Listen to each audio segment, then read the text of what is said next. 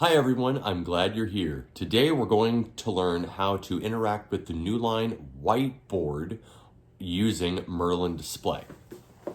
To get into it, issue the command, open the whiteboard.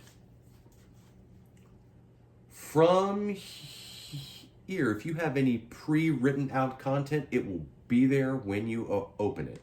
You can use the mouse to interact and write things on your board. Oh, that 8 looks terrible. Let's erase it. I'm going to go ahead and choose the eraser from down here. And we're going to erase it and try that again. This is a little bit hard to write with the mouse, I won't lie to you. It takes a little bit of practice, but you can do it if you're diligent.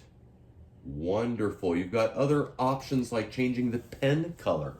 Change the pen color to blue. And now I can write in blue. Wonderful. You can click on any of the other Newline board features to play around with the other options for what they offer here on the whiteboard.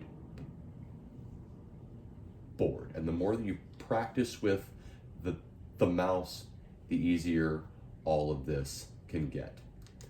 To get rid of all of it, say, clear the whiteboard. And to close it, you can say, close the whiteboard.